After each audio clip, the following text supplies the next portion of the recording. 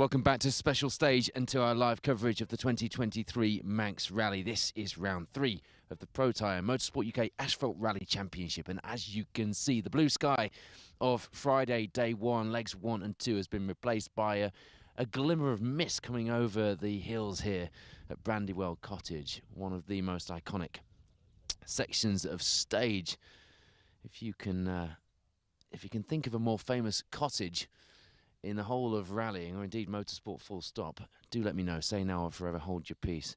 When we touched down on the island on Thursday afternoon and saw the sun glimmering across the water of Douglas Harbour, it felt like it was going to be a very special weekend. The myths and legends of the Manx lanes hang in the air here. You can feel the history of our wonderful sport. There's a presence here. It's a tiny island, but it has a big rally heart. But make no mistake, this was never going to be a coastal run, no Sunday drive. The claim that Manx rallying was back to its best hung in the air as we went into the first leg of this iconic event. And as the enigma of the island gave way to the fire-breathing action of the Pro Tyre Motorsport UK Asphalt Rally Championship, we saw quite the narrative starting to unfold. Callum Black firing his Rally 2 Fiesta into the early lead. 2 short, sharp blasts to kick us off in Paul Vache.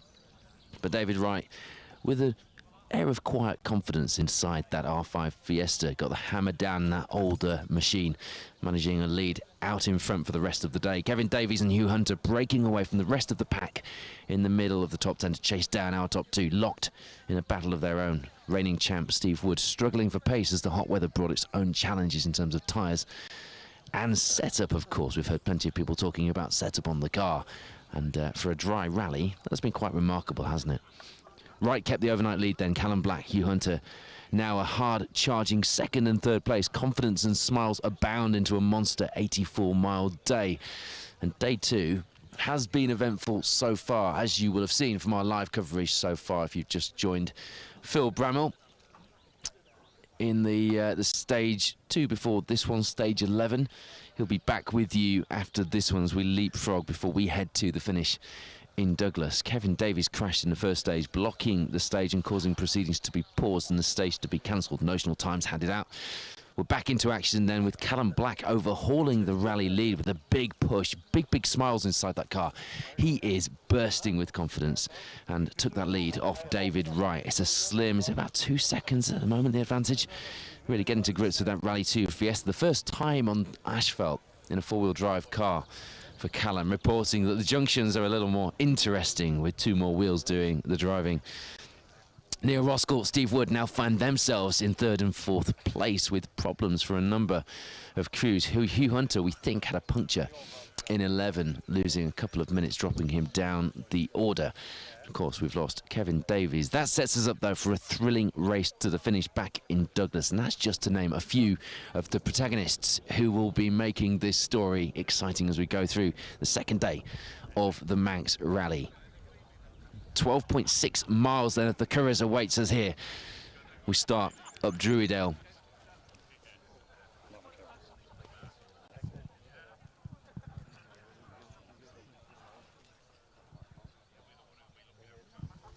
The Baldwins, 12.6 miles of the Baldwins. Producer Wayne correcting us there. The Curragh is where Phil Bramwell is, isn't it? Starts just up Druidale, goes past Brandywell here, past the cottage, and through Ingerbreck and the part of the stage that we saw on the last stage of the day last night, down through West Baldwin. Colin McRae stage, 1992, in that Subaru Legacy.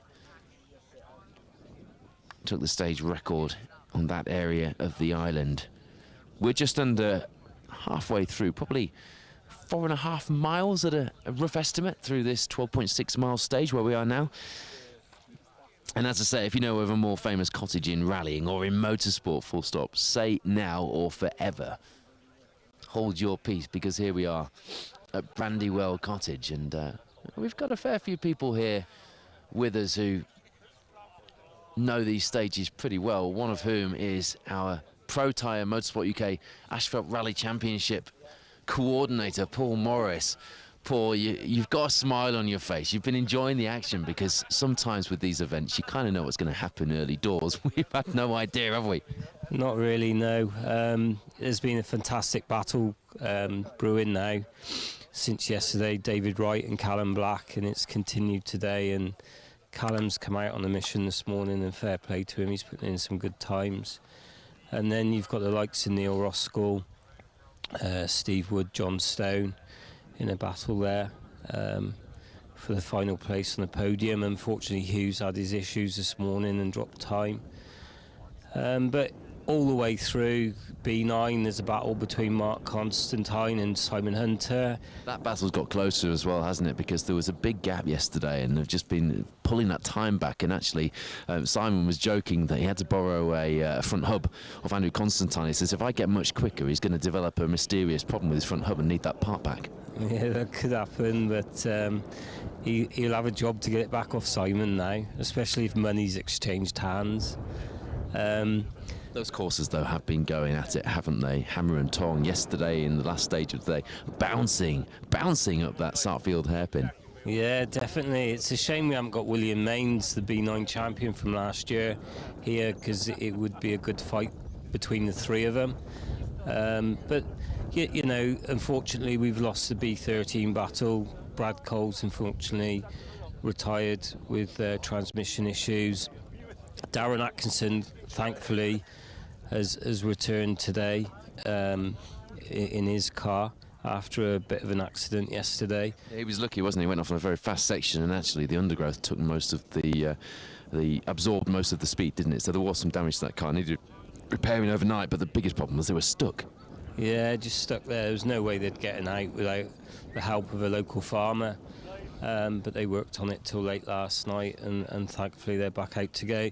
The cars are in the stage then. We've just got a nod from the marshal. So you are a very well-known rally co-driver who's going to put his phone on silent in a moment, I'm sure. It's very musical, Paul. Just talk us through this stage as we wait for our cars to come into view. About 4.5 miles-ish into the stage here. 12.6 miles this Baldwin stage. Well, most of the stage is a narrow single-track road. It's very quick, but it's tricky. You know, hidden bends over crests and that. Then you get to the most famous cottage in World Rallying. Then you go up over Ingerbreck, which the road's slightly wider, but it's got its tricky bits. And it's some bumps, aren't there, that even if you're offline, you'll catch them if you try and go around, try and get a different line. We saw Kay Thompson yesterday with Charlotte Wainwright alongside in the Micra, and they found a bump that nobody else managed to find, and it catapulted that Micra into the air. So even if you're following the line that you think is right and you've got a certain setup on the car, you might just find something that you didn't know was there. Yeah, it's full of surprises, the roads. Like we all know the recce's at 30 mile an hour. You're doing 3 figures in places on these stages, and something like a hidden bump you haven't picked up in the recce could catch you out. And there have been more cars than Darren Atkinson in the scenery this weekend, unfortunately. We've lost Kevin and Owain Davis this morning in that level. Important to point out that they are okay. Yeah, I'm led to believe both the crew are okay, thankfully. And even after the recce yesterday on Thursday, the crews were raving about the stages here, and we're only at round 2 of the championship. So from a Pro Tyre Motorsport UK Asphalt Rally Championship point of view, really important milestone. Getting here, getting the recce out of the way, and seeing those smiles on those faces. You may have seen the reaction of the top 3. We only got the top 3 at the end of stage 10 this morning, but they're delighted. They're enjoying themselves inside those cars. Yeah, this is why we bring the championship to the island. You can't beat these roads. You know, there's other rallies to come in the championship. Jim Clark, Argyle, they're all fantastic stages, fantastic roads, iconic roads. So, you know, here's to the rest of the championship. Let's bring it on. Yeah, and the championship registrations are going up as well. I mean, you ran out of stickers this weekend. I know there's a number of reasons for that, but the biggest one being that it's popular and people want those Pro Tyre stickers on their rally cars, because then when they're putting the effort and the investment into getting the cars to these events, they can put some points on the board as well. Yeah, exactly. It's Paul Wakely and myself have done, and with the help of Donna, have done our best to give the competitors what they want from a competitor's point of view. And we want to do what's best for the competitor and for our sponsor, and Sean Chetwin at Pro Tyre. Yeah, no, fair play to the sponsors, because they are important to our sport, and the Pro Tyre brand is big in rallying, and hopefully as a result is big outside of the sport as well. I was trying to grab a word with Paul Wakely, because there's one man stood here who knows Callum Black and what will be going through his mind more than anything. He had a big smile on his face this morning, Paul, and you know what it's like to be in that car with him. How will he be approaching this? He's now in the lead. It's a slender lead, but he's reeled in that R5 Fiesta. Yeah, fair play to him. He's gone really well. Yeah, he'll be fired up for it without a doubt. He'll be putting the pressure on, I'm sure. Does he enjoy it as much as he looks like he's enjoying it? Yeah, he does, without a doubt. Yeah, he'll have a grin on his face at the end of every stage, I'm sure. Paul Wakely, another well-known rally co-driver, part of the championship organising crew, who knows these stages really well and knows what it's like to be in a car with Callum Black. But first up, there is the man now chasing a lead that he held overnight and into day 2. David Wright, Paula Swinscoe. We are at 30-second intervals, so we're going to get cars thick and fast through this Baldwin stage, and the spectators are out in force. As you can probably pick out on the camera, the cars do the hairpin right and then hairpin left and slot left up the hill towards the reservoir of the West Baldwin's part of this stage, and it's just a glorious scene here. Rally cars in front, behind. Nice long shot for you past the cottage. Callum just nipping the handbrake there, not leaving anything to chance, just hustling that Rally 2 Fiesta. It's really easy to forget that it's his first time on asphalt in a four-wheel drive car. There's our top 2, David Wright, Paula Swinscoe being chased down by Callum Black and Jack Morton. And can see we have lost some time here for our defending champion Steve Wood. 30-second intervals. Just seems to be a little more cautious around the twistier parts of the stage there, but then our competitors have seen Owen Davies off this morning, so there will be an element. I don't know where to look first. There will be an element of caution. Paul Morris out there. Yeah, there will be, but with it being 30-second intervals, I'm sure on places on this stage you'll be able to see the car in front of you. Like that one's doing a classic mistake there. Gareth Mimner has basically watched too many YouTube clips of how the Brandywell Cottage stage might be run, and has unfortunately followed the YouTube clips and followed some of the history of the sport rather than actually where the route should go, and that's a frustrating loss. So he came into this in 5th place, and it was only 11 seconds back from Steve Wood, our reigning champion, as well. And we've got Hugh Hunter, again, really slow. We saw Hugh have that problem with what we presumed was a puncture when he stopped for about 2 minutes. Through the 11th stage. We've lost Roskell as well from the running order here, although he was a little further back through the last stage. So Hugh Hunter slow then. John Stone, Laura Connell chasing down Hunter with Rob Fagg alongside. And John Stone will be cursing again. He's caught up that Rally 2 Fiesta in the stage in the Polo. Hugh's pulled out of the way. He's in a gentlemanly thing. Difficult place to pull out of the way here as well. And here we go. Here's Neil. Yeah, Neil Roskell still running. I told you we were going to get the action thick and fast through this Baldwin stage with 30-second intervals, trying to get a bit of time back in the schedule. Roskell and Roughhead, very sideways through there. They are pushing hard. They got an 8th place to start the season. Mind you, our reigning champ Steve Wood got a DNF to start the season at the Reed Group East Riding stages. So both those crews will be pushing really hard, particularly now they've got a big chance of some good points at this 3rd round of the series. Yeah, definitely. This 30 seconds is just a lovely ingredient to the recipe, isn't it? It is. It's brought things to life, hasn't it? The spectators here absolutely loving it. I bet you there's more coverage coming out of the Isle of Man on all these camera phones you can see than anywhere else in the rally world right now. If you're just tuning in, this is stage 13 of the Manx Rally, round 3 of the Pro Tyre Motorsport UK Asphalt Rally Championship. I'm joined by Paul Morris and Paul Wakely from the championship organising team, as you see. Marty Toner, who's been pushing ever so hard, and Donna, part of the team as well. We'll catch up with Donna in a bit, can't we? Steve Colley here has had a big one, actually. he's been pushing really hard. Local crew, you can see the local fans. And I've got to say, of all the crews this weekend, you saw the reaction in that car last night. Steve has been absolutely on it, hasn't he? He certainly has. It's a shame we haven't got him registered in the championship. B14 is a fantastic battle. We've got Wayne Sisson coming into view now. We then have William Hill in the Hills Ford Fiesta Rally 3 and Richard Clues. Wayne Sisson taking a lovely line through there, nearly taking the signs out. So yeah, going well. Obviously these B14 cars haven't got the power of the Rally 2s, but they've got a good battle, and now we've got Darren Atkinson coming. Yeah, Darren Atkinson with Mark Twynham alongside, with a new livery on board, along with their new sponsor this weekend. Had that off that we talked about, and they managed to source a Mark II Escort grille here on the island as well, which is remarkable. It's a slightly bent looking Mark II Escort. Brad Cole, you were out with us last night, and unfortunately you went into the final stage, stage 9, with a clutch issue which turned out to be rally over for you. You want to be out here, don't you? I can see it. Yeah, I would. I'd sooner be out battling with Darren today, but yeah, it turned out we had a diff problem.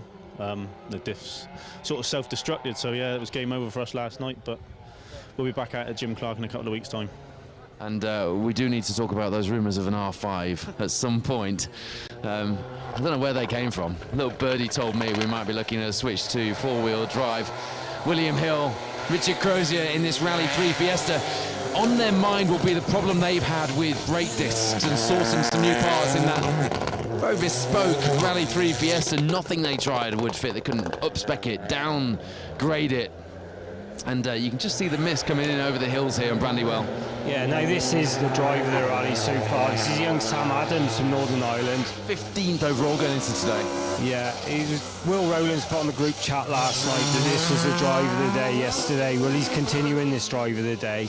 That's a Pinto engined Escort with a sequential box. And Michael Johnston, co-driver, was enjoying himself as well in those stages yesterday. Yeah, he was. But it looks here, this is less than 30 seconds to Will Rowlands, and I think Will Rowlands will be at home on Druridale, the narrow bumpy lane, in his lovely historic car. So they were first. Will Rowlands, Emir Hall, first in H3, 14th overall, and yeah, they'll be watching that yellow Escort, chasing them down. Yeah, definitely. They'll have him in vision now, and he'll be going for it for sure.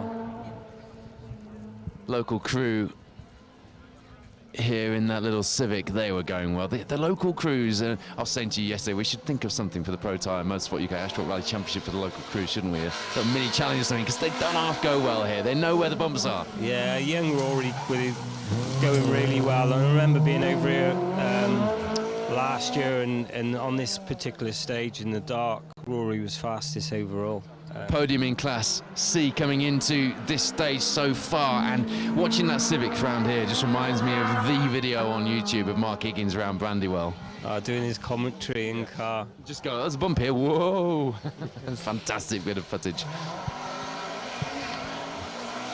Do you realise how iconic it is when you inside the car here? Does that cross your mind at all? Not at all. There's so much going on in the car with a note delivery and everything that you've got no time to think about anything else than concentrate on your job in hand. John Devlin, John McCarthy, second place in Class C, 15th overall. So actually, Sam Adams with 13th overall. They took another couple of places coming into this one. So they're even knocking on the door of a top 10 with those retirements up ahead. You never know. Well, they could do, yeah, for sure. And I think if they do get a top 10 this weekend, then well done to them. Absolutely, but the performance so far speaks for itself, as well as the sun comes out and basks in a bit of warmth that we were all wanting here on the hillside.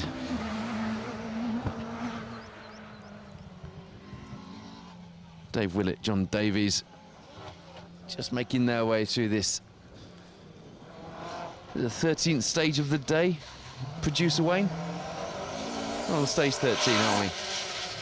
17 stages on this year's Manx Rally, 137 competitive stage miles. Gordon Morris and Ian Parker, they've been going well. 5th place in the hotly contested Class D at this stage, just inside the top 20 overall. So Sam Adams has caught your eye. Who else has caught your eye, Paul? There's plenty of drives. You've got to look at David Wright and Callum Black at the front of the field. You know, Will Hill's doing well in that Fiesta, so was Wayne Sisson in his Mitsubishi. Will Hill gets faster, doesn't he, every time he brings that Rally 3 Hills Ford Fiesta out? Yeah, it's all about seat time, this game, and the more you can do in the seat, whether it's driver or coach. Joe McCann doing the same thing with Charlotte McDowell alongside in that Impreza, slotting left instead of going right.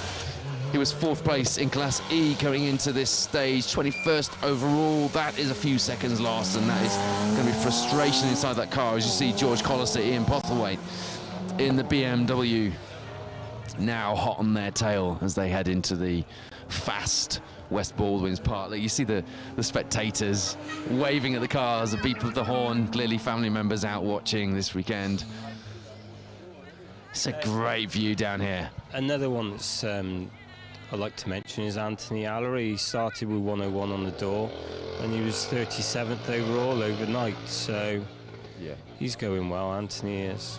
It's one of those islands, isn't it? Sometimes you just see these little performances coming out, and a bit of giant killing thrown in there, and it sounds like we've got a bit of a missing exhaust situation going on here. It's not the best sounding Escort I've ever heard. A lovely long shot to Brandywell, Hertfordshire. Oliver Davies and Jack Bowen. Would you believe it's Jack Bowen's first time here on the Isle of Man? I wouldn't have had that down. I'd have presumed he'd been here before. Yeah, me too, but Jack's a good young co-driver, and he's going right in the right places, so he seems to be out quite regular now as well, so good luck to Jack. It's not a diesel-powered Mark II Escort, it's just missing part of its exhaust. I think you'll find Andrew Bird pulling over on the Isle of Man from Malton. Do like the colour scheme on that Escort. There's a good bit of variety here this weekend as well, Paul, which is important, isn't it? Oh, definitely. You need variety. You just don't want one make and model of car one after the other. So it's good, you know, to see Rory McCann in a Civic. And the courses, you know, and not just like Escorts all the time or Rally 2 Fiestas or whatever. Not that there's anything wrong with either of those cars. They're all spectacular to watch, and it's good to have, as Paul says, the different makes and models of cars. Keeps the spectators interested, and it's important for the profile of the sport. William Gary Lee, Sarah Jane Cool, 4th place in Class C, 20th overall in the rally. Results on the leaderboard coming into this stage. 259 miles the total mileage on this year's Manx Rally. Manx Rallying certainly back at its best. The entry list bursting at the seams as well.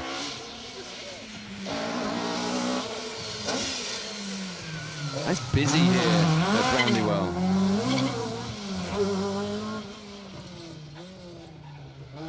Barry Stevenson Wheeler, John Pickavance, 2nd place in the H3 class, 27th overall. So next up we head to the Jim Clark, or onto the lanes of the borders of Scotland, another iconic event, one that just rings of legends and stories of the past.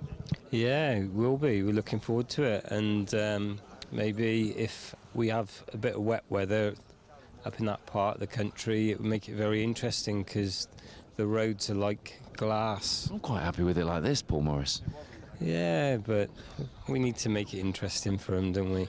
We do, and both of these events, the Manx and the Jim Clark, have gone through, well, as the sport has generally in the last few years, a difficult few years, and both events looked like they were possibly at risk of having a bit of time out, and they're back with aplomb, aren't they?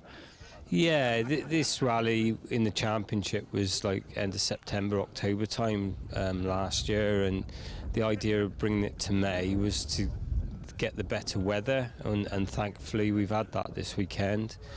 Oversubscribed entry, the Jim Clark is the same. I believe the Argyll rally is near to full, so the entries are certainly healthy, and there's a lot of competition through all the classes.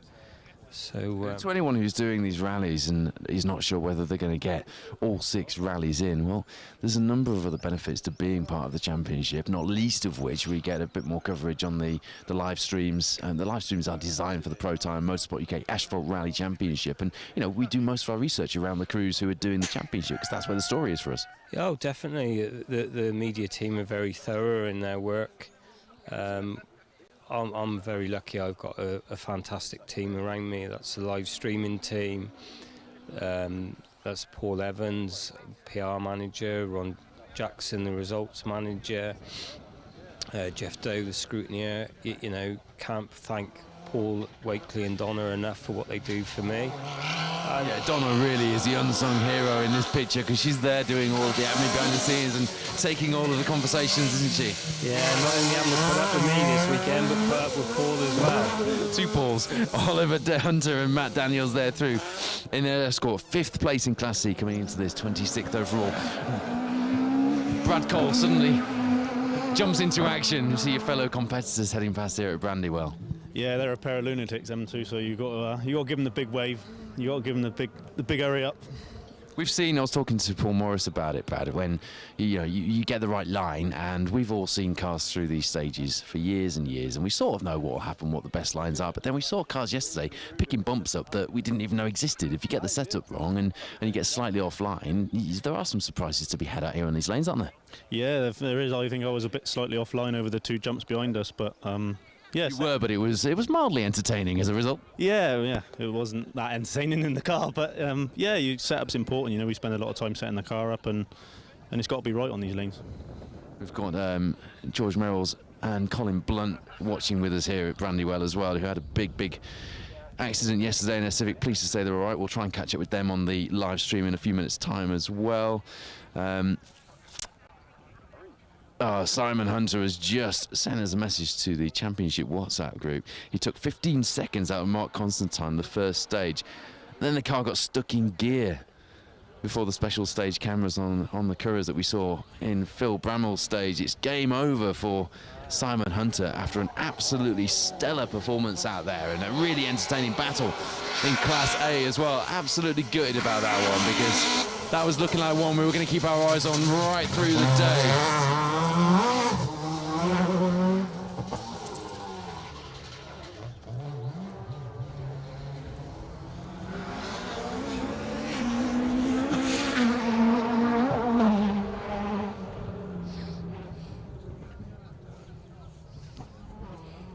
It's a real shame about Simon because we were talking about that Class A battle just a few minutes ago, weren't we? And actually, I took a picture of his car at Scrutineering because with the bonnet pods and the bumper pods on yesterday, ready for action in those dark stages, it looked the business. Yeah, it certainly looks mean and with all the pods and everything on, but that's such a shame for Simon.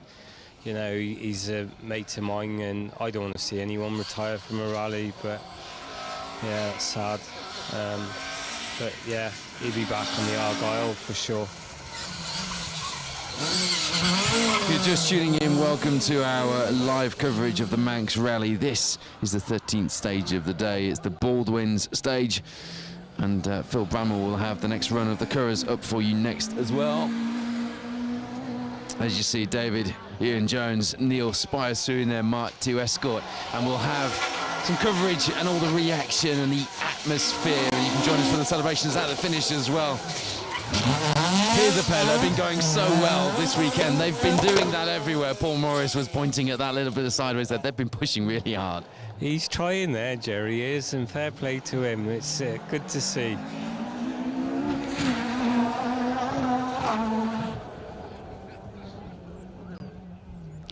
Joe Fitzell, Mark Mason in that Rothmans inspired liveried Mark II Escort, 8th place in Class D, 25th place on the overall leaderboard in terms of the rally results coming into day 2 here and into this 13th stage.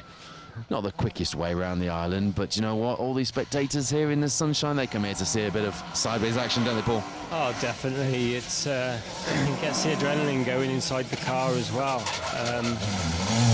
Yeah, this is really good. The amount of spectators here at Brandywell. Hamilton, Joe Comerford, sorry to cut in, just getting caught there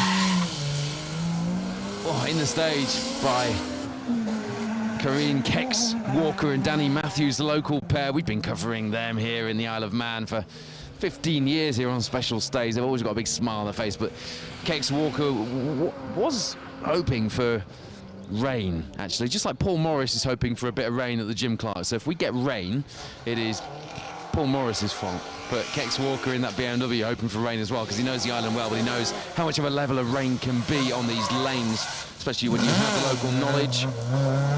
Alan Walker, Dan Petrie, third place, a podium coming into this stage in their sights in the H3 class in the historic section of the Pro Tyre Motorsport UK Asphalt Rally Championship.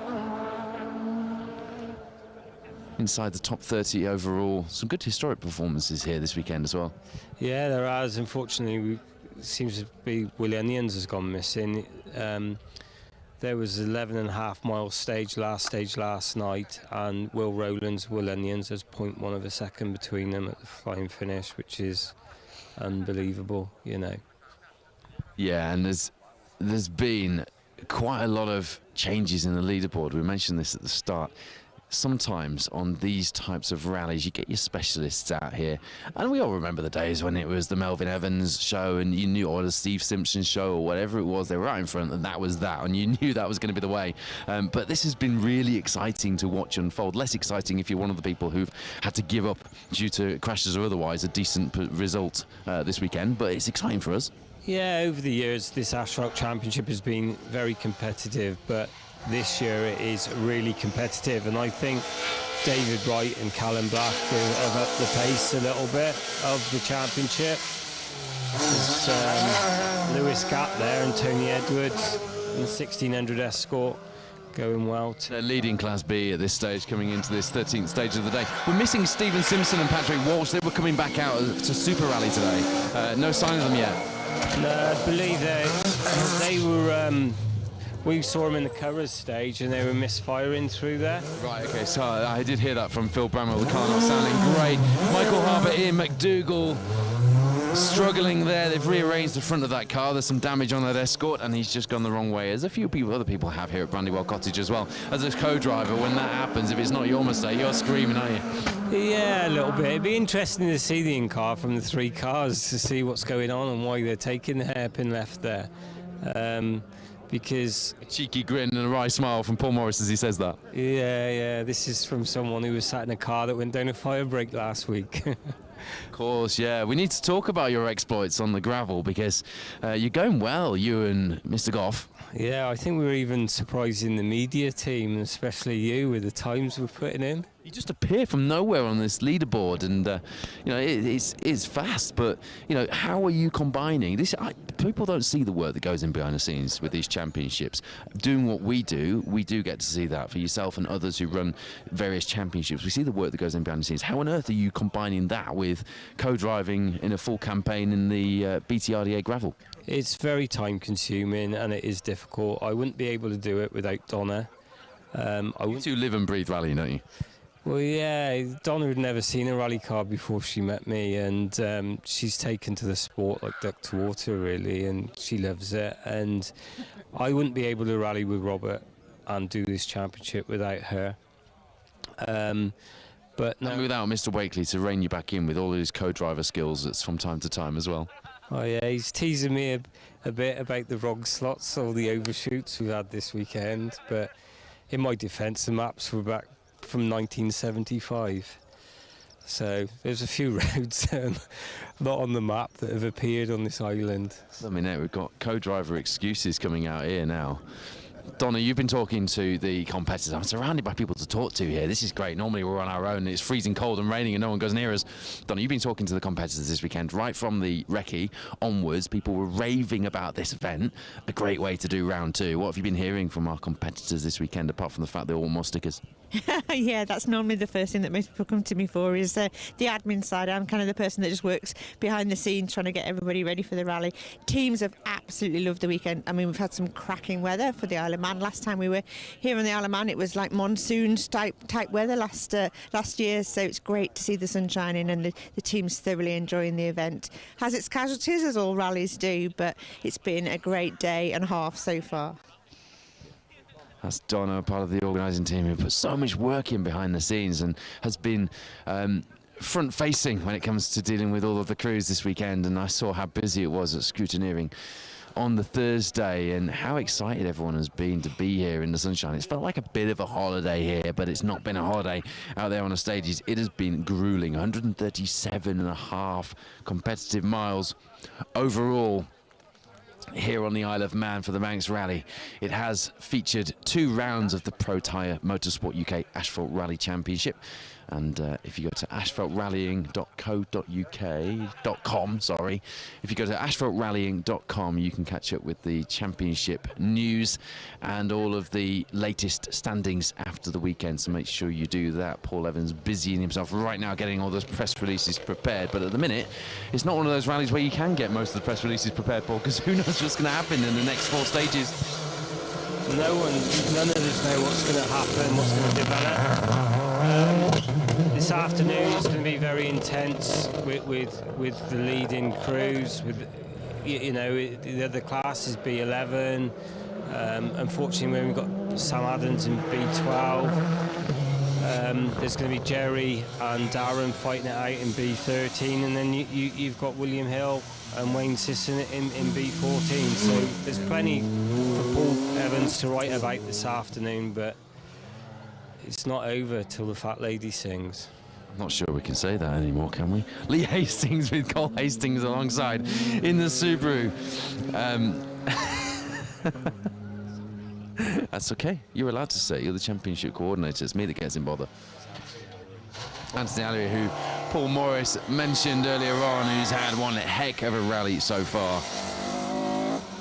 Just having a quick look down the results.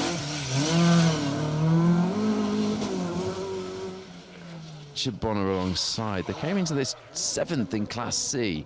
Bit of tyre squeal there, just getting us to double take as we just looked back to see who was coming through the stage next. We're back to minute intervals now. It does feel like it, doesn't it? It feels like we're back to the standard minutes. We're at 30-second intervals trying to get a bit of time back, but we've got a couple of cars close together on the stage now. So looking at the tracker, Gordon Cunningham, Charlie Sayer Payne alongside have stopped in the Evo in the stage. Frustrating for them.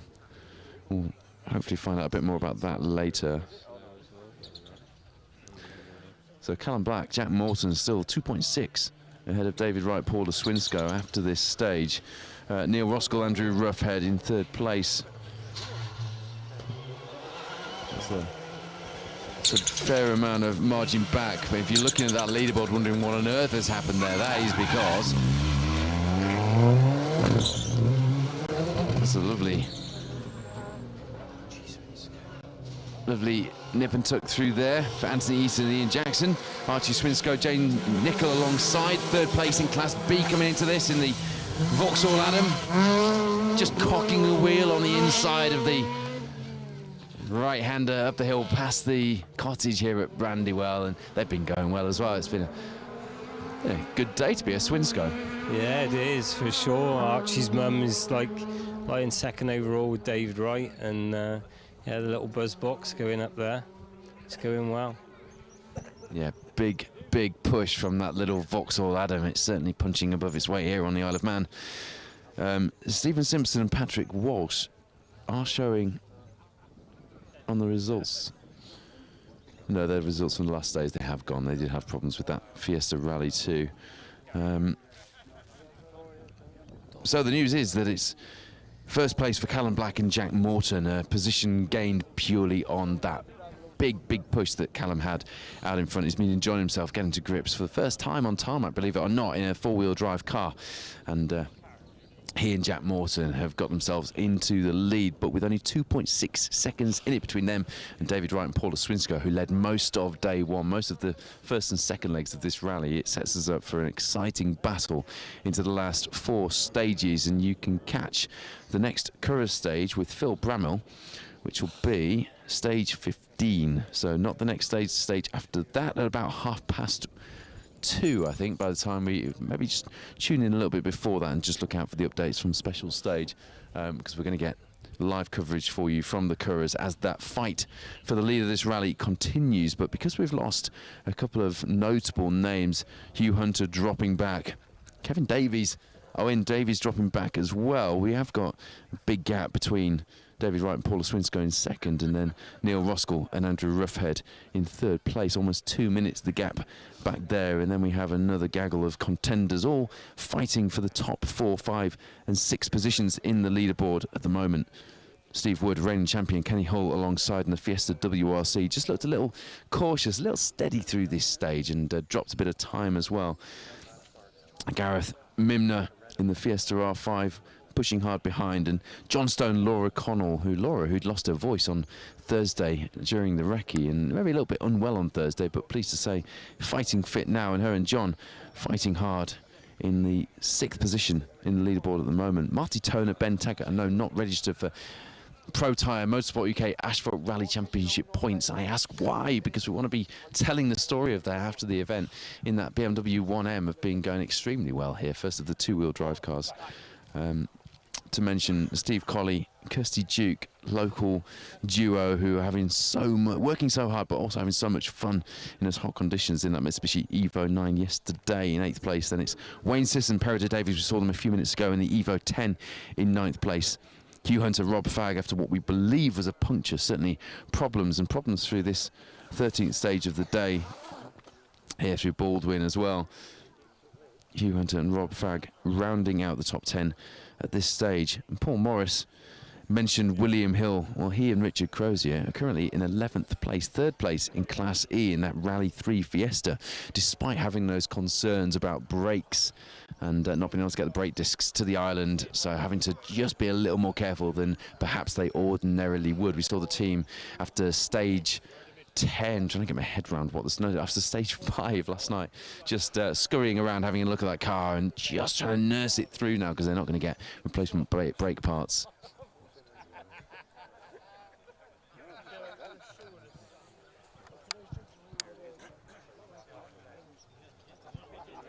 Lost a couple more cars from the leaderboard. Steve Harvey.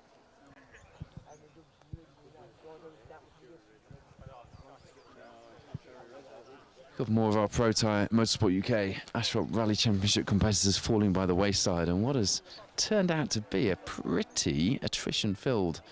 John McCulloch is the other one I'm looking at here. Rachel McCulloch alongside in that Class C Escort.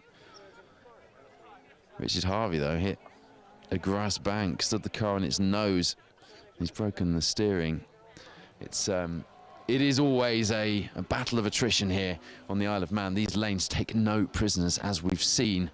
And it's a place you've got to respect. I mean, 137 competitive miles is a long way to go in a rally car these days, Paul Morris, isn't it? It is, for sure. It's the 2-day concept of this rally is like endurance, but as you previously commented on, it's rounds 2 and 3. So yesterday was round 2, today is round 3, and for today, for round 3 so far, Callum Black is leading by 8.9 seconds from David Wright.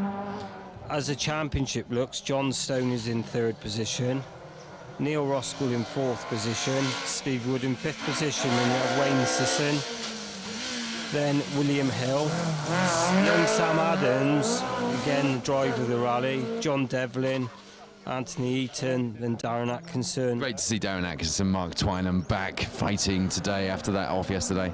Yeah, and with a new grill that they've found on the island as well. That's some achievement, that is. We know about M Sport tax. How much does a Mark II Escort grill come? What's the premium on one of those when you find one here on the Isle of Man? Pretty expensive, I'd say. I would say so, yeah. Anything to do with a Mark II Escort would be.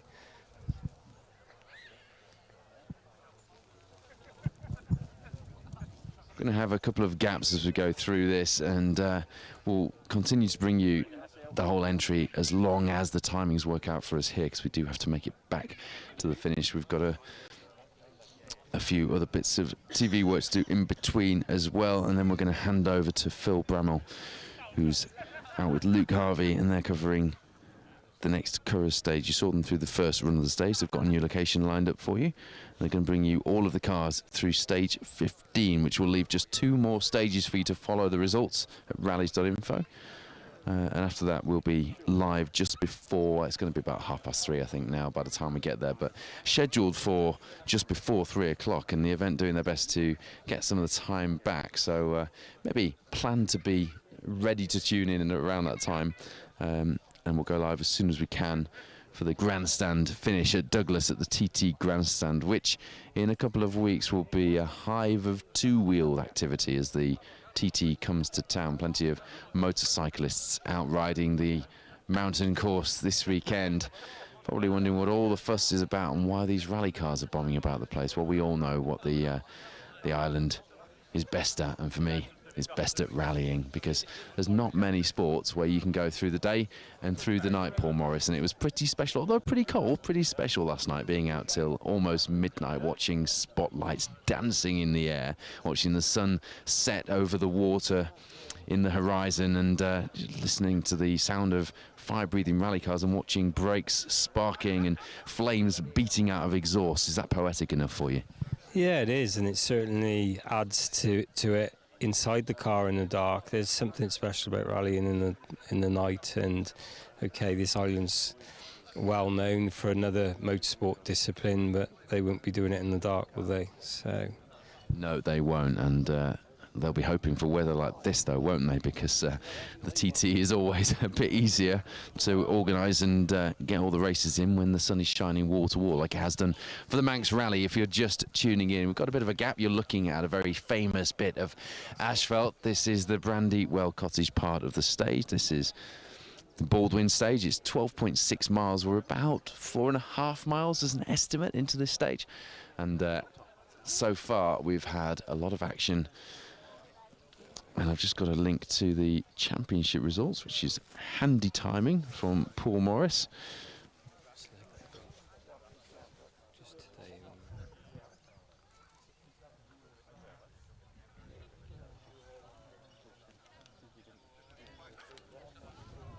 But don't forget, you can keep up to date with the live results for the event, the 2-day event. We're just going to bring you a bit of a rundown of the leaderboard on the 3rd round, this being 2 rounds of the Pro Tyre Motorsport UK Asphalt Rally Championship in a moment, but you can keep up to date with the event if you go to rallies.info. And while we've got a bit of a gap on the stage, perhaps that's a good time to check out the results, but also perhaps a good time to look back at some of the footage from the weekend so far. It's all still there for you to catch up with. If you want to catch the reaction after the first stage today from our top 3, you can do. Have a look at what people were thinking coming out of that stage and what approaches they're taking to the stages. At the moment, Callum Black leads the way, 2.6 seconds ahead of David Wright. Neil Roskell in 3rd place, quite a way back due to 2 retirements in between. Well, I'll say retirements. Kevin Davies is retired. I wouldn't wish that on Hugh Hunter, though, who is still running just inside our top 10 with Rob Fagg alongside, having had what we think was a puncture through stage 11. Still got cars waiting at the start line here at Baldwin. We should have cars coming into shot anytime soon. We've got a nice long shot. If you're just tuning in, welcome to special stage. In fact, what I'll do is I'll join you on the live stream. Let us know what you're doing today, and we will. Damien Craig, by the looks of it, is keeping us up to date, which is very good of him. Everyone loving the picture I put up of Wayne Goldring, producer Wayne, smiling.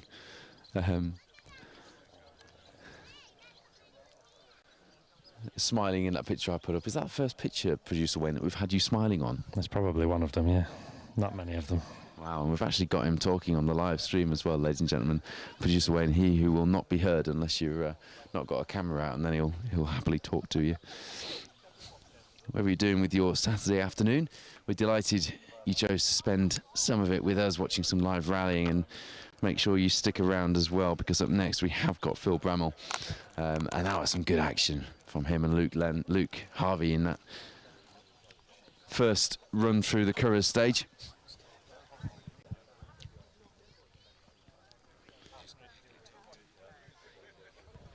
Weather looking amazing, says Neil Roston. He's watching from Manchester. Always rains in Manchester, doesn't it? That's what the beautiful South sang about anyway. Yeah, it has been amazing. It's actually been eerily amazing, because it's just, even when you think it's starting to get cold, the sun comes back out. Rob Snowden celebrating Sam Adams and Michael Johnston in that little Pinto-powered Mark II. You heard Paul Morris, our Pro Tyre Motorsport UK Asphalt Rally Championship coordinator, doing the same. Driver of the rally has been mentioned a few times. Yeah, keeping that escort very sideways and very fast. Damien Craig, still no times after this stage. Not sure when you posted that, but there are some times through, I think. Peter Ellaby's watching with us. Dan Elmore, Chris Hopkins, good to have you guys with us. Michelle Rowlands, good afternoon. Is it afternoon? It is afternoon. Today's gone very fast. Alistair Wells, anywhere looks amazing when you live in Manchester. Well, we were talking about Rossendale, weren't we? Colin Blunt is from Rossendale, Haslingden, where producer Wayne lived before moving to... Are you in Shropshire or Shrewsbury? Same thing. Is it the same thing, is it? Yeah. One's a county and one's a town.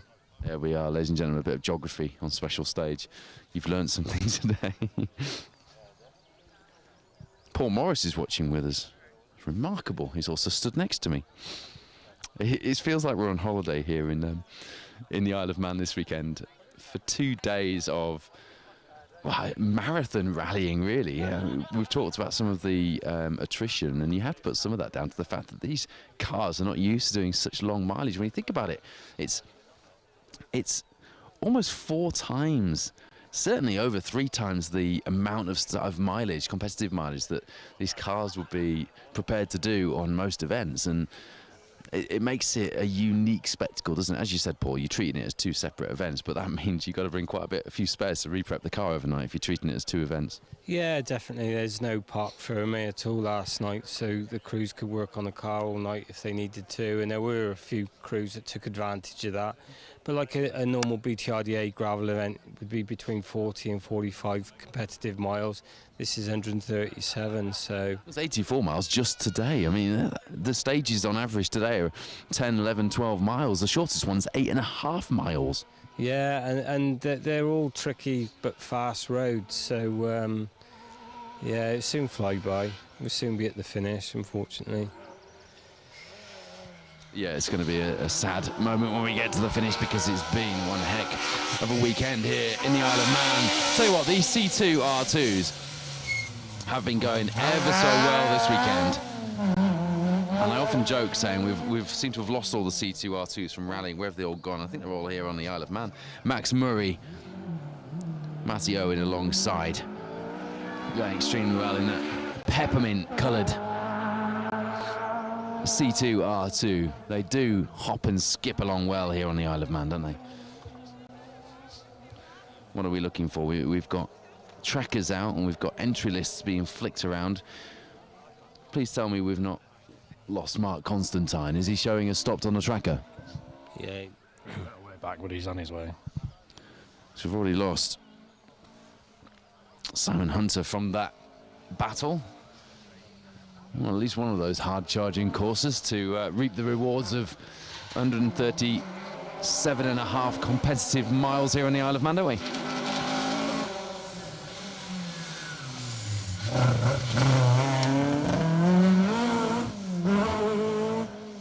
Jeff Roberts, Ian Jones alongside in that RS 1800. An iconic sight, a Mark II Escort. Flat chat past Brandywell Cottage. Favourite stage, Paul Morris, on the Isle of Man? You've done a few of them. Oh, God, that's a question, isn't it? Give him any preparation for this. No. Let us think. A bit out of practice, aren't you, having not really been in the limelight in a front-running seat until recently again? No, I haven't. Just doing a bit of media training with our championship coordinator, Paul Morris. Yeah, I'd say it's this one, Drewdale. Yeah.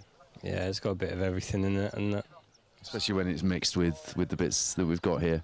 yeah, and the last time I did it, I'd have done it in the dark as well with Roger Moran. So yeah, When will that have been?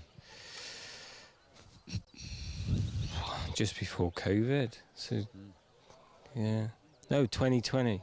It would have been Would that have been on the Poker Stars or would that have been on the Manx? the Poker Stars, and it was in his Skoda Fabia. Absolutely immaculate car, like all the Rogers cars.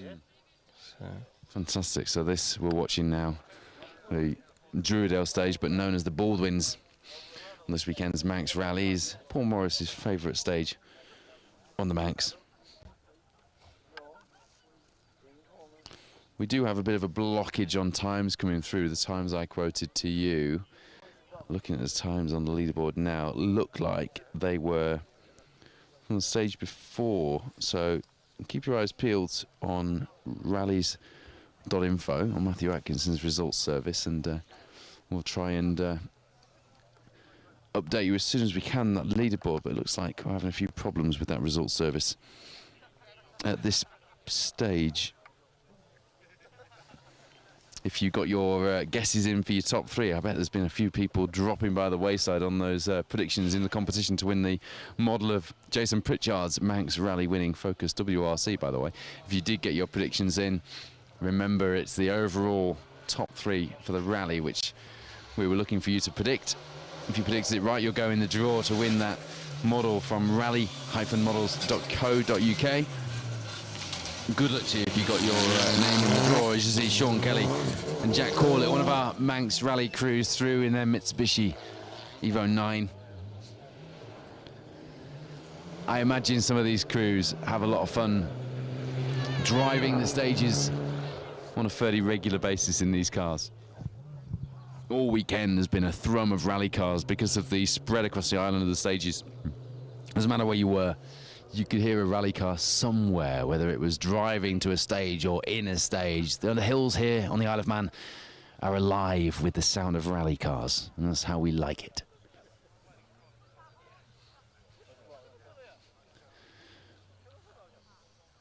If you planned your weekend, and I know some of you did, which is appreciated, and we hope that you've enjoyed the coverage around following the action here in the Pro Tyre Motorsport UK Asphalt Rally Championship. Well, you can do it all again at the end of the month.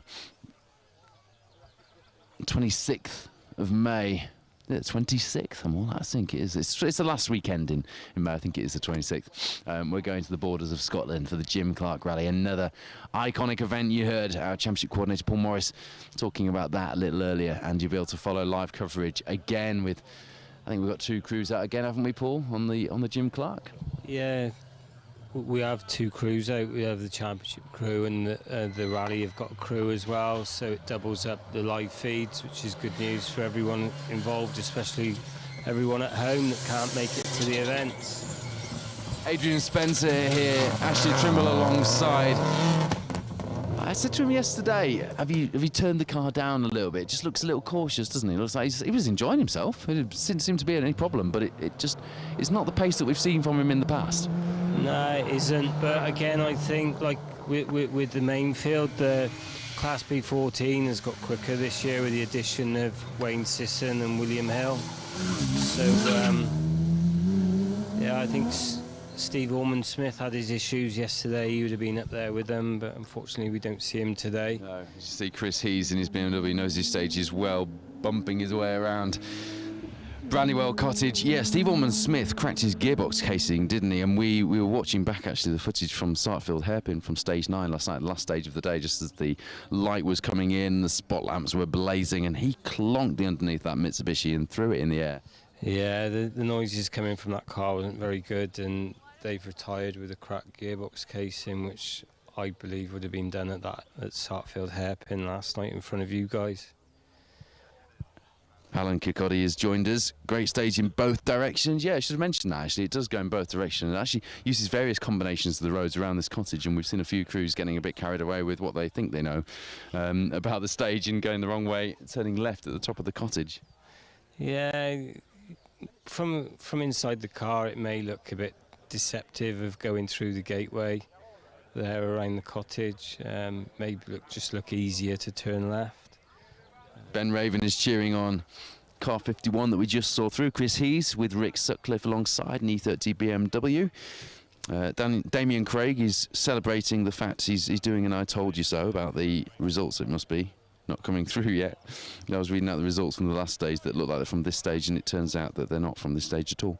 Amanda Seeley is sharing your sentiments, Paul Morris, about Sam Adams and Uncle John Adams alongside as the drive of the weekend.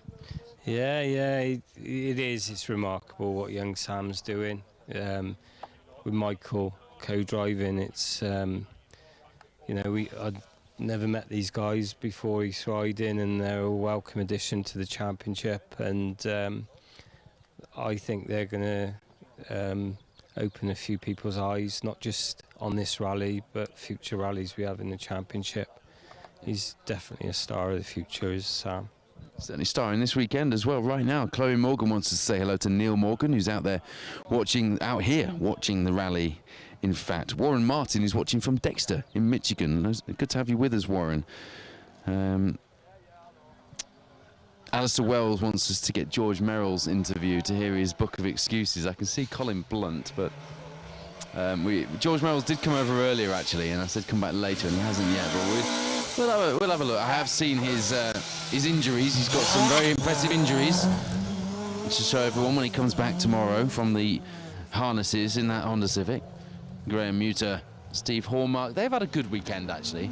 And here he is. I mean, you know what I'm like with an Escort Cosworth, but David and Janet Crane in that Escort Cosworth coming round Brandywell, popping and banging on the anti-lag. Flames out of the exhaust. The sun glinting off the whale tail on the back of that Escort Cosworth. More Escort Cosworths out rallying, please. It does make me happy seeing an Escort Cosworth. And David's been going well in that one this weekend. Janet back in the seat. Got persuaded to come back out rallying. I just come over to the island and assume everyone's been out here. Here we go, here's the Constantines since I was last here. But no, it turns out that Janet's been out of the seat as long as I've been away from the coverage here on the Isle of Man, but it is great to be back. Okay, so the Constantines were stopped according to the tracker, but there's no holding back there. Looked like he was thinking of going left there. He got the car all set up for the left, and then look at the co-driver was I think it was probably quite vocal inside there. Yeah, I think Andrew may have been shouting a little to Mark, but it's great to have Mark and Andrew in the championship.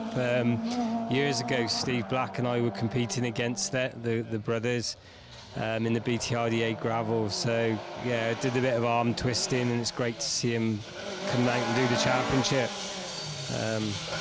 So that's Sam Adams' father, John, in his historic car. These two have been going well as well, haven't they? Yeah, definitely.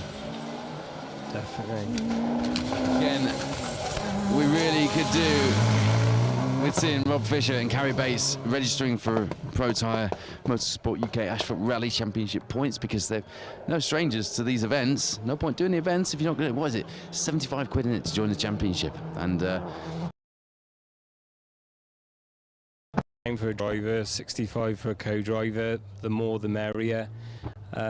Just want to say, everyone that's registered, driver and co-driver so far this year, can't thank you enough, and it's you that makes the championship. We just put the events together, liaise with the organisers, and we're just doing our best to give you the best championship in the UK. I think you've done an awesome job of that. For me, this is the most prestigious prize in asphalt rallying, full stop. And you know, you just have to look at the pace, and we mentioned that earlier. I'll tell you what, I'd be really interested to overlay, if anyone's got any really cool technology and it can overlay the pace of the WRC cars of this championship, maybe 2011, 2012, around that kind of era, over what we've got with the Rally 2 and Rally R5 cars now. I'd be really interested to see how that looks visually. I know we can compare stage times, but it's very difficult because the stages are slightly different. But I still think some of the drivers who were really good in the world cars and just nailed it, people like Hugh Hunter, have also managed to slot into a Rally 2 and go just as quickly. But then you've got people like Melvin Evans who seem to struggle a little bit compared to when he was in an S12B Subaru. Yeah, I think where Melvin's concerned, Melvin hasn't done a lot over the last 2 or 3 years really, and you can't beat seat time. And Hugh's done a few events in this particular car this year now. Neil Roskell gets a good amount of seat time, And they'll all tell you it's seat time, seat time, seat time all the time. And just for example, the last stage last night was used last year on the Chris Kelly, and or I believe, sorry, the Manx National last year. And Neil Roscoe, in similar sort of conditions, went 30 seconds faster last night than he did last year. So that's where the pace is at this year, really. Yeah, no, that's a fair account of things. We were talking about the variety earlier, Paul Morris. That cadet looks stonking, doesn't it? Yeah, it does. There's Pete Smith from Swift Caravans. He had a lovely cadet for the historics. It's beautiful, wasn't it? He's got quite the collection, has Pete, and so has Guy Smith, his son, and who's back racing now. So we were talking to him on the Reed Group East Riding stages. He won Le Mans for Bentley in 2003, for anyone who doesn't know. Guy Smith's from my neck of the woods over in Hull, and he has done some rallying. And he does fancy coming out and doing some of these events. So we were talking to him. If he does, we must get him to register for the Pro Tyre Motorsport UK Asphalt Rally Championship. Get some Le Mans action out here. But Guy and Pete, really quick. My dad remembers when Pete used to come out in X-Works, Asconas and things back in the day. And then obviously I now see Guy out rallying Fiesta, X-Works Fiestas. Yeah. Last I saw of him, Guy doing a rally, he was doing like a rally around Croft at Christmas time with Patrick Walsh sat next to him, so he had probably the best co-driver in the UK alongside. But I have done one rally in the past, the Pirelli National Rally up in Kielder, probably 2014 or 2015 with Pete Smith in the Metro 6R4. And it was a very enjoyable day. That's the XS Senna car, isn't it? That's the one, yeah. And Pete is just the nicest, one of the nicest guys in rallying you can meet, and puts a lot back into the sport. And it was just a pleasure to sit with him that day. Yeah, I'd echo the sentiments. Know Pete very well, and he does put an awful lot into this sport. Wasn't very well for a little while, so it's good that he's back out and we've seen bits of him, but we haven't seen him out competing for a little while. But hopefully get Guy out in the Pro Tyre Motorsport UK Asphalt Rally Championship before long. Some very poorly sounding rally cars out here, aren't they, just limping through these last few stages. It's a real marathon, this rally, and you know, if you've managed to get to the end of 137 competitive miles on these difficult lanes, those cars are going to need a bit of a re-prep, it's fair to say. Christopher Berry and Lewis Griffiths there in their Mark II.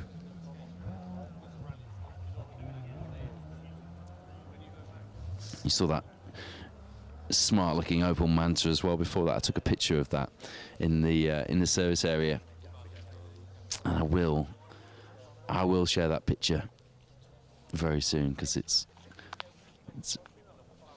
really good looking car. I'd love to see a Manta out. Another gap in proceedings.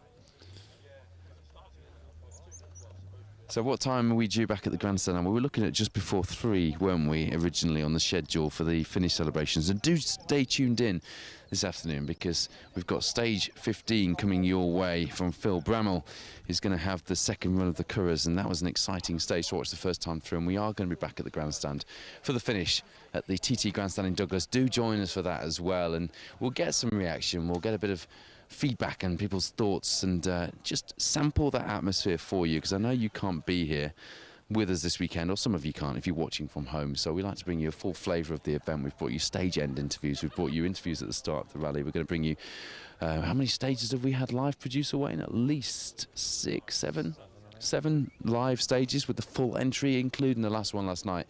The rest of the dying embers of the day as the sun went down and we went into the dark. And we'll have some atmosphere from the finish at the TT Grandstand as well, which will feel quite fitting, I'm sure, when we're there later this afternoon. So stay tuned to whatever you're doing to us here at Special Stage, and keep us on in the background. Acoustic rally wallpaper, I like to think of it as. Back in the stage again now, but it'll be a few minutes. You're a very good production assistant, producer Wayne. giving us all the updates. He's got some good tools, and one of the good tools is Craig Parry's sports tracker. It is fantastic when you're doing this job. Let me just pop down here a minute. I just want to speak to. We're talking about young stars, and we talk so often about young rally stars, and actually young media stars are important too. So Ben Lawrence, you've had a good teacher obviously in your dad Paul, but some of your photos out there on these stages, you know I've shared quite a few of them, but your passion. My passion is a little bit easier to put across because I can use words and I can talk about it, but your passion comes across in your pictures. You're enjoying yourself getting to grips with this sport, aren't you? Oh yeah, it's lovely. Yeah, just all the people, it's fabulous. Yeah. I think that's part, it's a community, isn't it, when you're doing media? Yeah. So just some of your shots, I think, what rally was it? Was it a track rod on Moulton Forest where you got the Subaru up in the air? That was the track rod, yeah, in Dolby Forest, yeah. What does it feel like when people share your photos across the internet? Oh, it's a great feeling, yeah. In fact, people have started sharing your photos so much. I noticed your dad has told you to start putting watermarks on them because they're going everywhere. Yeah, we had a couple of people trying to take them, so yeah. How old are you? 13. 13, and you're out with your dad here, Paul, doing rallying. I got into rallying by going out to rallying with my dad, and that's a good experience in itself. But he's one of the best rally photographers there are. In fact, you've got a few of them sat around here. You've got the royalty of rally photography here. Yeah, definitely. Wakely's got another opinion on that, look. Paul, you must be pretty proud because at 13, to be doing the work that he's doing. I'm chuffed to bits, but what I love most of all is his passion and determination. You know, if we've got to get up at 3 o'clock in the morning to go to the Mark and Wilson, he will. And if we're still out in the rain at 8 o'clock at night, he'll do it. I've seen him out there just at the tail end of the field, which is sometimes difficult to find the enthusiasm for. The rest of the photographers are just looking through shots and just sorting through, including yourself. And Ben's still there, poised, ready, and that's why we get some shots from Ben that we don't see from anyone else. I've reached a point where I let him lead with the photography and I just stick to the words, really. I do take some pictures, but his photography is way better than mine will ever be. And you know, he wants to be a WRC photographer when he's old enough. And who knows? If you're listening to this and you have any influence in that whatsoever and you fancy taking an apprentice with you to a WRC round or indeed any kind of foreign rally just to get some experience under this young man's belt, what's your social media, Ben? Ben Lawrence Facebook page. And you're on Instagram as well? Yeah, I am, yeah. What's that, Ben Lawrence Photography? It's motorsport photography, yeah. Ben Lawrence Motorsport Photography. Ambitions to be a WRC photographer. I've got every faith he'll make it, and if you can help make that happen, please do. It's good to shine a light on the young stars in our sport, not just the ones inside the cars, but the ones behind the cameras as well, the unsung heroes of our sport. I'm surrounded by them here at Brandywell Cottage. Yeah, well, Ben's got 3 good teachers there in Russ Otway, Mark Sims and his dad Paul. You could say, but what are you going to say? He don't need them because he's better than them. He's certainly got a talent, and you can see that. And I love Ben's. I've shared quite a few of Ben's photographs over the last year or so. And to be 13 and have an ambition like that, to be a WRC photographer and to be doing the work that he is, I think he can make it. Oh, definitely. You must have some influence in those circles. You're a big hitter in rallying, Paul Morris. We're better than the WRC, though, aren't we? End of. But he's still got ambitions to go there. Yeah. Well, he probably earned some better money there than doing this championship. But no, we're lucky. We got some fantastic photographers in the championship in Russ Otway and Mark Sims, Paul Lawrence, and now Ben. And like with yourself, Mark James, Wayne, Luke, Phil Bramall. Look out on Mark Sims' photography page for that photo, a selfie with all of the photography team on it. Yeah. Get it out there, Mark. Let people know who you are, all of you, because you're fantastic at your job. And it's everything about coordinating this championship. You've got to have good people in the correct positions, and let's promote this championship. Let's push it forward because it is the best out there. And if it's not now, it's going to be, for sure. I thought about that before he was had his name above the door, but he definitely thinks it now. Paul Morris, our Pro Tyre Motorsport UK Asphalt Rally Championship coordinator. And here we go, we have cars back in the stage. Scott Flynn, Lee McKinley came into here second place in Class A to the Constantines, Mark and Andrew Constantine in the Corsa that we saw through. They've been pushing really hard in that Nova. Corsa versus Nova, a bit of a Vauxhall battle going on in that class at the moment. Sean Matthews, Ewan Evans in the Mark III Vauxhall Astra. Remember my mum had a Vauxhall Astra duo of that era. Wakely, do you want to say something, or are we just pulling faces? Goodbye. Oh, is it We're off. goodbye? Goodbye, okay. You would think he was camera shy, would you, or microphone shy? I've heard him inside a rally car. He's not that quiet then. Right, thank you to our championship coordinators, our championship team here in the Pro Tyre Motorsport UK Asheville Rally Championship. They're going to move on to their next location, and we'll see from them at the finish in Douglas at the TT Grandstand mid-afternoon. I'm not going to commit to a time now. It was going to be just before 3 o'clock. We need Damien Craig to update us on the results and tell us if we're getting updated results. I'm waiting for you to tell me, mate.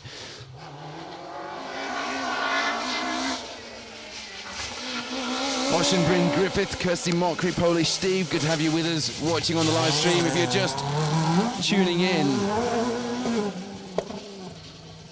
there's Berwin Evans, Ivan Devine in the escort. This is the Manx Rally. It is round 3, day 2 of the rally, round 3 of the Pro Tyre Motorsport UK Asphalt Rally Championship. We're on stage 13 of 17, 4 more to go, and you can catch one of those live. Stage 15, the Curras, with Phil Bramall in, well, it'll be in about half an hour's time. Producer Wayne, I think.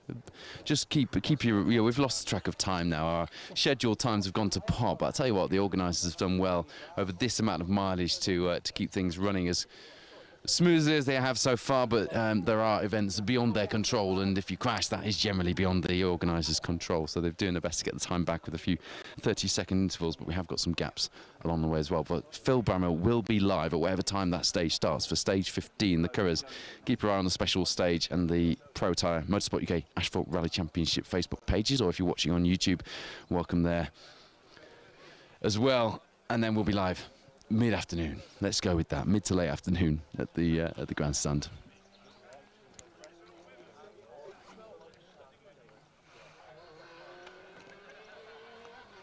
Josh Jones, has car 53 been through yet? I think 53 is John Morgan and Linus Jones Edwards. I think we're still waiting for 53. I don't think we've had it through, I've got to be honest.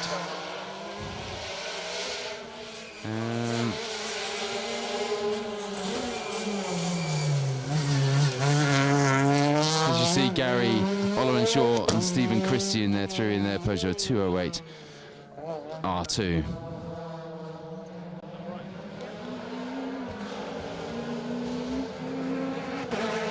We have had 53 through. I'm just, you know, it's difficult to remember who we haven't had through.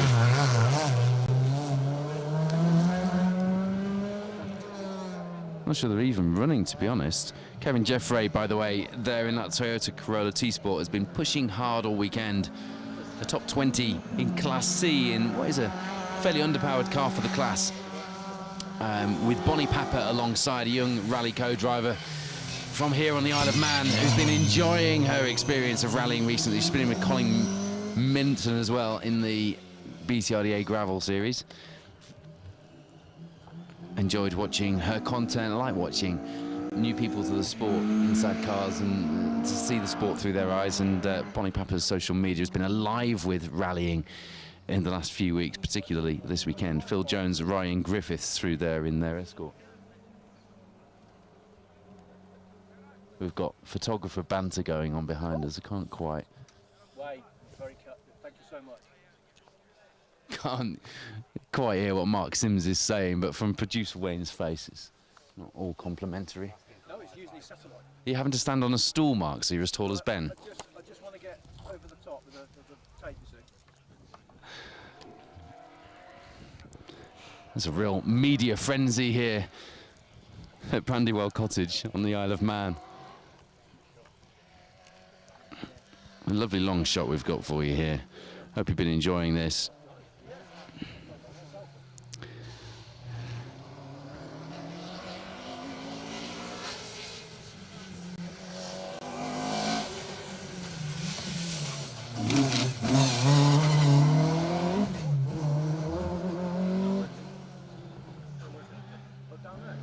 Jeff Glover, Keith Barker, I mentioned this quite a few times this weekend, that Vauxhall Astra, rear-wheel drive Astra, He's a remarkable bit of kit. He's so well prepared and absolutely immaculate. Took a picture of it with his spot lamps bolted on at scrutineering. The more events in this championship than anybody else, as you see Jonathan Stepney and Alan Davies in their Renault Clio. Switching to Class C after they're off recently with the sponsors sorting them out with a new car. Can't be bad.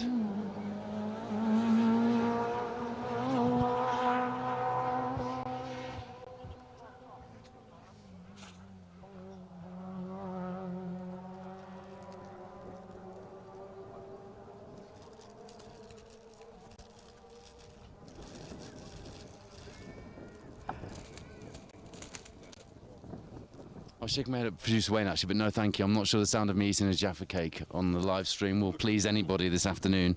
I'll save my Jaffa cakes for later on. Thank you, Russ. Connor Derrick, Bailey Bridson, Connor Farmer heading through this iconic bit of rally stage in their Vauxhall Corsa. Don't forget, if you've missed any of the coverage from this weekend, even if you want to flick to a particular car or there's a few that I can remember you need to go and check out. Do check out Kay Thompson and Charlotte Wainwright in that Micra on stage. What stage was that, Wayne? Stage, no it wasn't, it was the earlier stage, stage 4, wasn't it? The last one in the first loop. That was Ingebrigtsen stage. That was an interesting moment. There was also a couple of moments on the jumps as well that you do need to check out. But, you know, relive the event if you've been here and you get back afterwards. We'll leave the footage on the page for you to watch back either on YouTube or on Facebook, as you see Andy Scott and Ian Robertson through in their Mark II. Have we got results from this stage just yet? We're a little bit blind out here. We've got glorious sunshine but no results just yet, which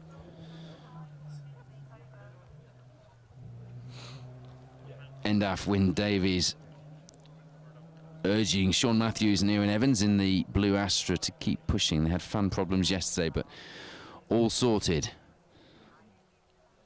Philip Baggett, hello to you. Hope you're enjoying the live coverage today. Don't forget Phil Bramwell's got stage 15 as we leapfrog Phil and go to the finish to bring you some of the reaction and the atmosphere down there at the TT Grandstand. I think this is Steve Brown coming into view now in the Micra kit car. They had some issues on day one, the first leg of the day, with power steering problems and various other issues on that really smart looking Nissan Micra kit car.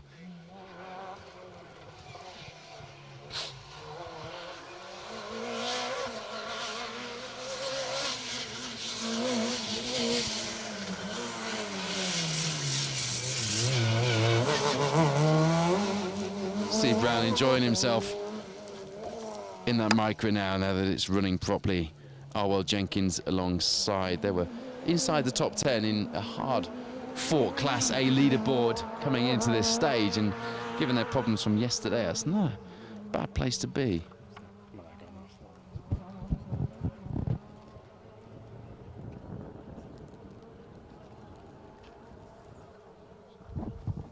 Looks like we've lost Peter Morgan and David James Price in their Chevette.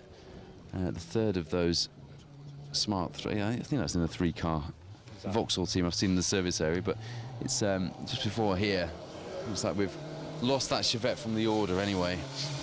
Keep you posted if we find anything out, but you guys, as Phil and I have both been mentioning across the weekend, are our eyes and ears at home, so if you hear of anything, do let us know on the live stream. And we'll update you if we find out what has happened.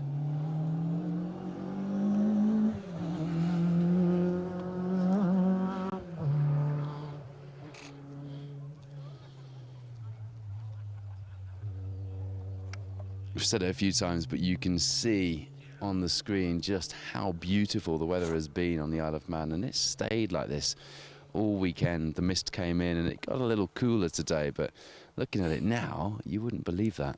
Never known weather like it. And while we're here, we should give a shout out to our Orange Army, the marshals, working hard to get the stages prepared and keep everybody safe. And do you know what? I've seen spectators, and it maybe sounds like a daft thing to say, but when you've seen spectators who haven't quite understood their part in things, spectators we've seen all this weekend have been fantastic and really got into the spirit of things without blocking roads and, you know, without going in prohibited areas. So thank you. If you're any one of those stakeholders of this event, you're important to the sport. We like to have spectators out. Marshals are valuable to what we do, of course, vital to the operation here on the rally. And especially when you're travelling to the Isle of Man as well. I believe there was a big Scottish contingent here on the island marshalling this weekend. So thank you to everybody who's travelled here, and the locals, of course, who've helped organise this rally. Got a bit more of a gap in the stage. Coming towards the end of this, what will be my last live stage with you this weekend. And as I say, Phil will take over in stage 15, the Curras.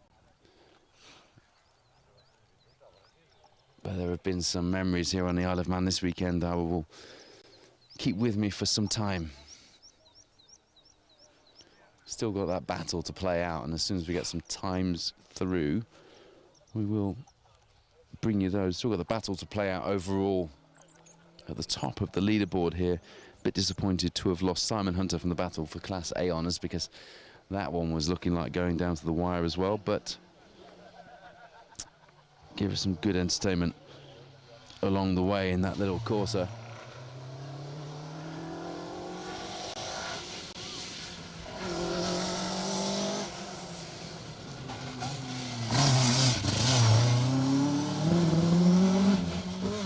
Alan Horn, Anthony Litchfield threading that Mark II Escort neatly past Brandywell Cottage here.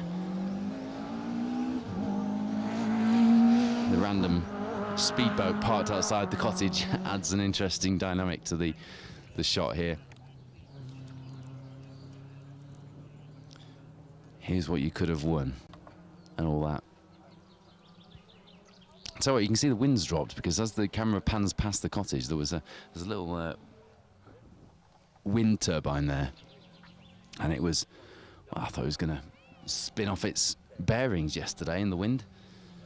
You would have struggled to hear us even with the very expensive microphones we have for the live broadcasts yesterday, because it was so windy here at Brandywell. Then we walked past the trees, just past the cottage, to where we were stationed for the Ingebrek stage, and remarkably the wind just drops, and we thought it was the trees, and then no, the wind just dropped like someone had switched it off. It turns out Ian Dobson, Graham Wild alongside in one of the best looking cars here, surely, that H3 category Escort RS 1600. Beautiful looking car. The service area has been a real place for rally car fans this weekend in Douglas at the TT Grandstand. Some really nice preparation, and as we mentioned already, some nice variety out here competing this weekend as well. Manx rallying very certainly back at its best. Oh, the wind turbine has now started spinning again. Just, between cars, we'll entertain you with random commentary of things happening, but you can see it's not as windy as it was. We're all going to go home with a bit of sunburn, and no doubt there'll be a bit of partying to be had this evening on the island as well. I can see a car stopped in the stage just over the hill out of your shot. Can't quite see whose car that is. I'm looking around to see if anybody else. Someone with a massive zoom. Ah, Ben Lawrence. Ah, look at that. Car 115, which is Jake Clegg, Gavin Clegg alongside in the Class A Corsa. It'd be a shame to have lost them from the results. They're stopped just over the hill, at the top of the Druidale part of the stage. I don't think you're going to be able to see that on your screen. Can we see it? Just got it in the background. You can just see that orange Corsa stopped. Producer Wayne was late to the party. Where have you been? Did you go and check it out in person? You could have asked Ben Lawrence to zoom in and tell you. You wouldn't have to walk. Is Phil still live in 15? 14? What? Please excuse us, a little bit of housekeeping. What stage is Phil going live in? We're in 13. 15, yeah, Curras. Okay, so as we were, ladies and gentlemen. That's why he's usually behind the camera. He does all the working out beforehand. I'll tell you what, we saw this car, David Milcrease and William Kidd's MGB, parked in a driveway on the way to the first stage of the morning. And did I try to get Wayne Goldring to stop when I saw that there was a garage full of classic cars behind that MGB? And would he stop? No. And we had plenty of time as well for once. Oh, yes, we've... Car 115 has got going. That orange Corsa has disappeared and will now come into your view at the bottom of the screen. Mind you, it's going very slowly.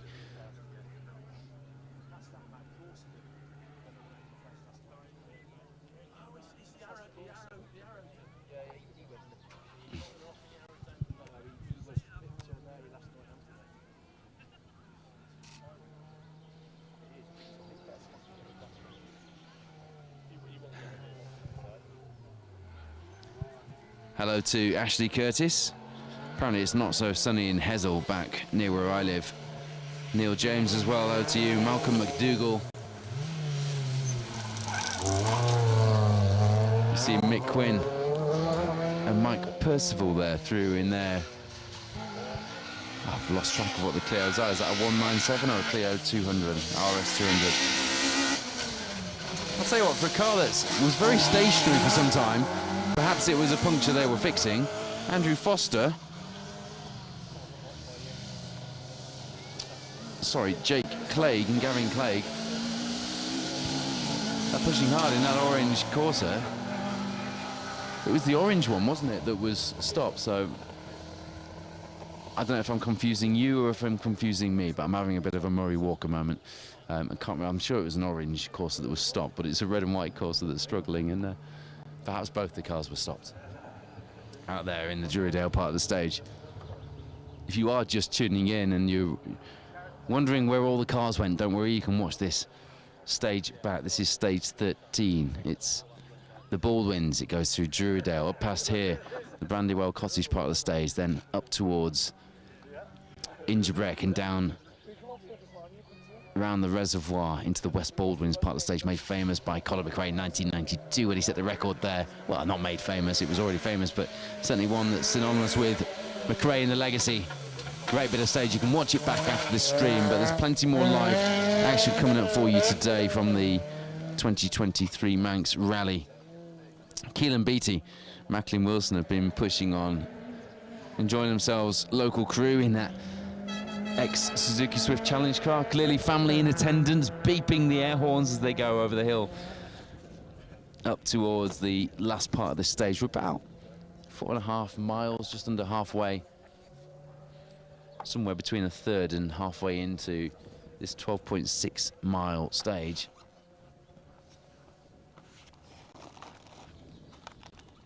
This is the first run of the Baldwins. It will also run as the last stage of the day, stage 17. We've got 3 stages in between this and that, though. Newtown, the second running of that, the second running of Currers, which you can see live with Phil Bramwell, the other special stage team, and then Dog Mills, the second running of that, as we go through to the final of the 17 stages making up the Manx Rally. Quite a few of you tuning in to the live coverage here on special stage for the Pro Tyre Motorsport UK Asphalt Rally Championship, hoping to see the minis, and we've been doing our best despite the delays in the stage, meaning our timings are a little bit mixed up. We were determined to stay live for you so you could see these historic minis through the stage, because there's something about a historic mini Cooper S threading and bobbing its way past Brandywell Cottage on the Isle of Man. It's a great sight, so enjoy it. That's Stephen Higgins, Corey Powell-Jones in their H1 Cooper S. Quite a few of those to go. It's been Battle of the Minis this weekend. And I'm disappointed not to have brought you the sweeper car 141, the Saab 99, which celebrates its 43rd birthday in a few weeks' time and is doing sweeper duties here. The really cool non-turbo Saab 99. I'll put some pictures online. We were hoping to stay for it last night. In fact, every stage we've been live, but we haven't yet because the gap's been so big at the back of the stage. And I don't think it came through last night anyway, so disappointed not to have brought you that, having talked about it all weekend. So I'll have to share a picture anyway, so at least you get to see it. Hello to Oliver Waggett. Barry Green cheering on the coursers. Andrew Foster.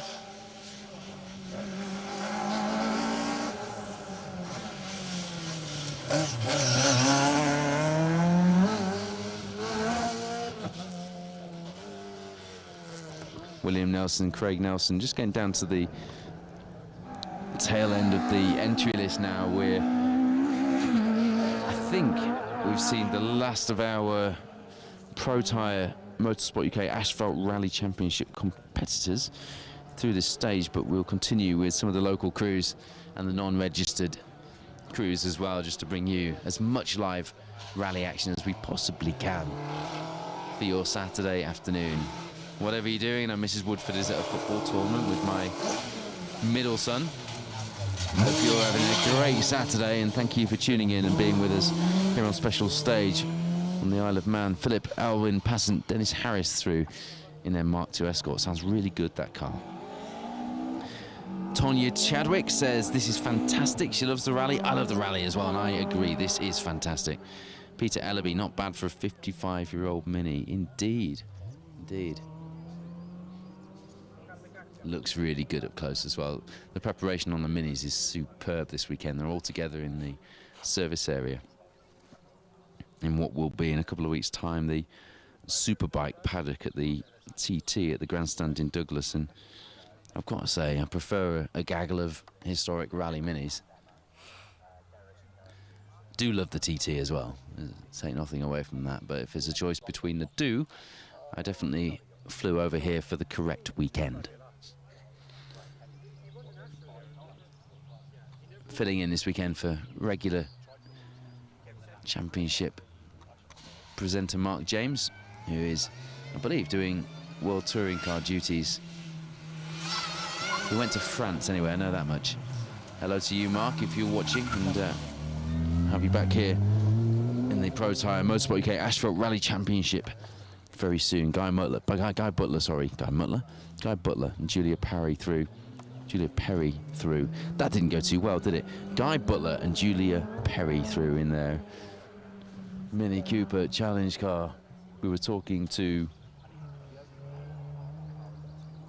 John Goff, the coordinator of that championship, the creator of that championship, scrutineering on Thursday, and he's very excited about the value for money offered by the Mini Cooper Challenge. Definitely something you check out if you fancy getting into rallying. The MG3 Challenge, another one to keep your eye on as well. Good fun little cars that are inexpensive and be quite competitive if we get a few people out in them. Mitsubishi Evo 4, Dave Riley and Gary Dillon, seems like it's had better days. Doesn't sound too great. Dave Wright, there's big news here. We haven't yet got the times through from this and the next stage, I'm afraid, but Dave Wright has a rear right puncture near the start. Now, Jack Morton, who is in with Callum Black, reporting that they passed the stricken Fiesta R5 about 2 miles into the following stage after this one. That's interesting.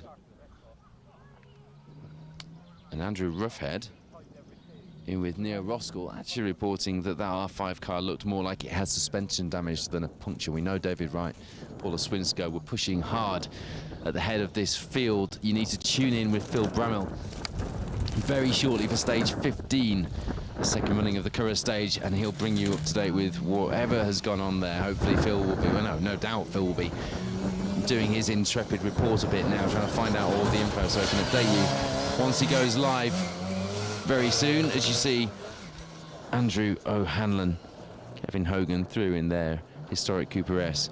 So do tune in with Phil. We'll keep you updated through the afternoon here on Special Stage. And if you check out the Pro Tyre Motorsport UK Asphalt Rally Championship social media, they will keep you updated as well with any updates as soon as we get them confirmed. Ryan Rhino Taylor can't beat a classic Mini being driven on the door handles. He's speaking from experience. I agree. Jack Foster, what happened to David Wright? Hopefully you just heard that explanation, but if you didn't, it looks like there's either a puncture, possibly suspension damage through the next stage. About 2 miles into that stage, being passed by Callum Black and being passed by Neil Roskell. Both reported seeing differing accounts of damage on that R5 Fiesta, which has so far been leading for most of the rally, and today's been in a chasing position but pushing hard. Greg Pye, Kane Cotty in the Seat Ibiza. And when you're pushing hard here on the Isle of Man, there's a certain level of focus required, because these stages can catch you out so quickly, and if suddenly you're changing your pace, that's when accidents can happen. And despite being lured into what can be a false sense of security with the glorious weather and the very consistent conditions out there on the stage, that can often in itself present a bit of a challenge, because you can fall into a bit of complacency. Hopefully that isn't what's happened. It's a puncture, and we see that R5 Fiesta fighting for the lead as we go into the final 4 stages, or 3 stages after the next one of this Manx rally. But stay tuned here at Special Stage. Phil Bramwell will have all of the latest updates and more action for you very shortly. It won't be long after we've finished, actually, as you see Kay Thompson and Charlotte Wainwright. I mentioned this earlier in the event, but Kay Thompson's parents rallied here 40 years ago on the Isle of Man on this rally, and they are staying in exactly the same hotel they stayed in 40 years ago. They've gone well this weekend. Bit of damage to the left-hand side of that Class A Micro, but they've been pushing really hard.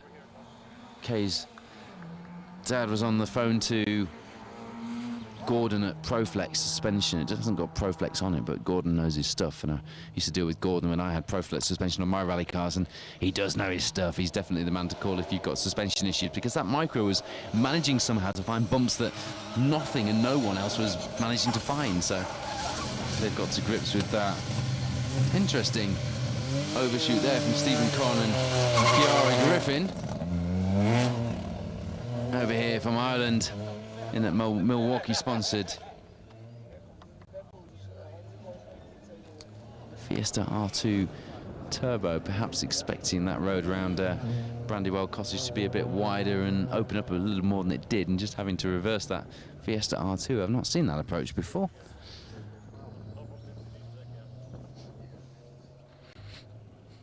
Tonya Chadwick, Mark II Escort for me. Jack Foster, amazing conditions for the Manx. Agree with that. Peter Ellaby, looking good. He's cheering Andrew.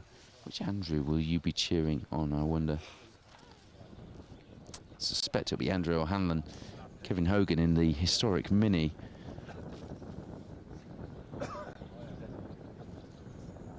So yeah, what car would you take home this weekend? I always say this, my friend Tom and I always do this. What car would you take home from the rally? For me this weekend, I know it's fairly obvious. If you know me well or you've watched the live coverage this weekend, you've probably guessed it already. It would be David Crane and Janet Crane's Escort Cosworth. That's the car I'm taking home with me. It just looks cool. It was being driven really well by that pair as well this weekend. Spot lamps bolted on yesterday. There's not much of a better sight than an Escort Cosworth with a bank of spotlights on the bonnet. Bob Foster and Dave Teasdale there in their Corsa. We're getting towards the last few cars in the stage. About 5 more cars through. We'll endeavour to bring you the whole entry, because there's something noble in doing that, I think, especially when you know, at the back end of the field, we don't know some of these crews very well. They're not Pro Time Motorsport UK Asphalt Rally Championship registered crews, but you know, the organisers are just as passionate. At the end of the day, we're all here because we're rally fans, so they're passionate that we cover all of the crews that we can, and we've got the timing to do it. But don't forget, if Phil Bramwell goes live, which he will be doing very shortly from stage 15, I will not be offended if you switch and tune in to Phil, because he's going to have an update for you on the latest with David Wright, who was second place, just a handful of seconds behind Callum Black coming out of this stage, although we are still waiting for those times to come through on rallies.info. Peter Ellaby is always cheering on the mini crews. The Marshall's View account on Facebook saying thanks for the great footage this weekend, guys. Still plenty of that to go.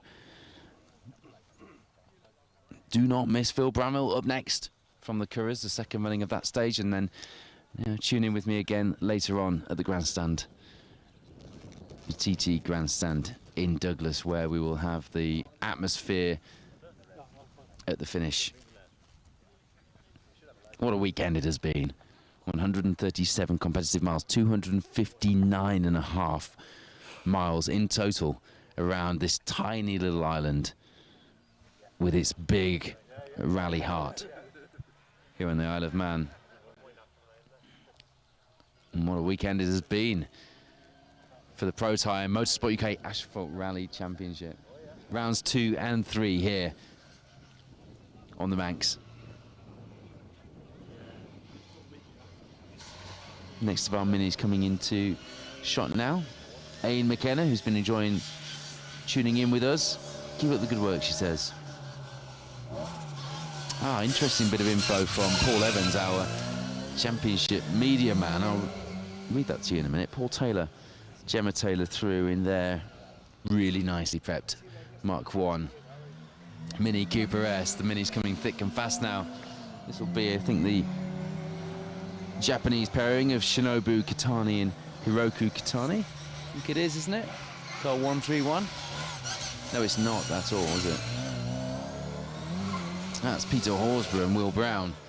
Apologies, guys, in their Mini. So Paul Evans, our media man, sat in with Colin McRae. Just imagine that. On the Manx International on this very stage in 1991 for a feature with Motorsport News. Paul suggested to Colin that he didn't have to go flat out. He, of course, did. He set the fastest shakedown stage time without Paul saying a word.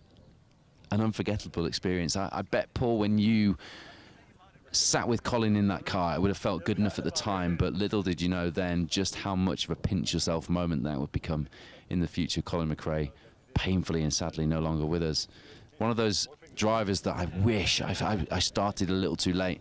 I couldn't start much earlier. You start when you start, but one of those drivers I wish that I'd had some kind of experience with as a journalist in this sport. Never got to interview Colin. Have interviewed Alistair and Jimmy, but fantastic story from Paul Evans, sitting in with Colin McRae on this, one of the most iconic rally special stages in the world, Brandywell Cottage, Druidale, on the Manx, in what would have been a legacy, I think. It would have been a legacy, wasn't it, in 1991?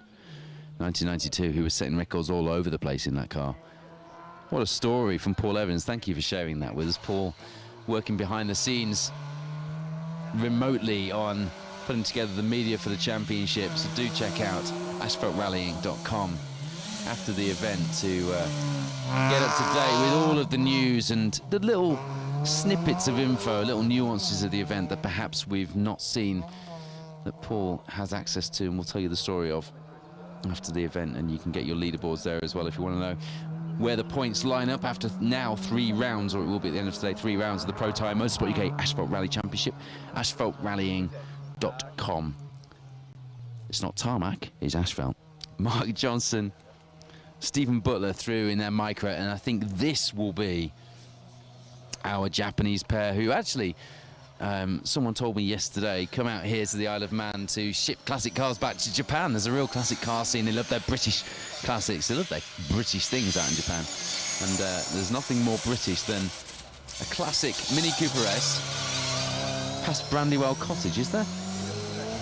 So while they're over here, why not ship a few cars back to Japan and do the Manx Rally while you're here. Shinobu Kitani, Hiroku Kitani, who had a big moment in stage 4 yesterday over the jumps at Injabreck and managed to just about keep that, well, it did keep that Mini on the road, but only just as the rear wheel just managed to grip on the edge as they were braking hard to avoid fishtailing that little Mini off the edge of the stage. And that would have been some do as well, coming off over those 2 jumps in a historic Mini. Very pleased they managed to keep that going, but a bit of entertainment for us by the side of the stage all the same. If you want to check that out, you can go back to the live stream from yesterday. We leave them all available for you to watch after the event. Just a handful of cars left, a very small handful of cars on this 13th stage of the day.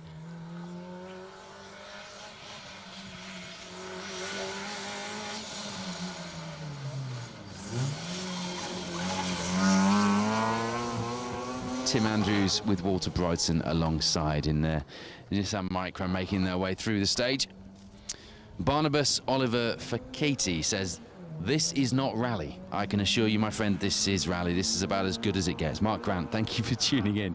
Tuning in from Goole, not far from where I live, over in East Yorkshire. Good to have you with us, Mark. What's the weather like there? It's Very nice over here in the Isle of Man. I might stay here. You arrive on the Isle of Man when it's like this. It's like a tropical island and you want to stay. And then you arrive when it's absolutely bucketing it down and it all feels very grey and you just want to go home. This weekend, I'm definitely staying. Peter Ellaby. Pleased to see that Peter Horsburgh is still going well after his early off. I didn't realise he'd had an off actually in that mini. I missed that earlier in the event. Rhino Taylor. Come on, Dad, he says. Cheering on Paul Taylor with Gemma alongside in the first of the minis that we saw through car 124. Lights ablaze. Straight cut gearbox. Whining RC40. Rally Mini exhaust. Barking through the stage. The last car we're going to see past Brandywell Cottage for this year's Manx Rally. Enjoy this. The lights are as green as the paintwork and almost as green as the scenery, but just as glorious. Josh Dallimore, Leonie Marchbank, thank you for joining us here at Brandywell Cottage. This is stage 13 of the Manx Rally for 2023. It's round 3 of the Pro Tyre Motorsport UK Asphalt Rally Championship, and Phil Bramwell is up next with the Carras. Stage 15, we'll see you at the finish at the TT Grandstand in Douglas. Thank you for tuning in.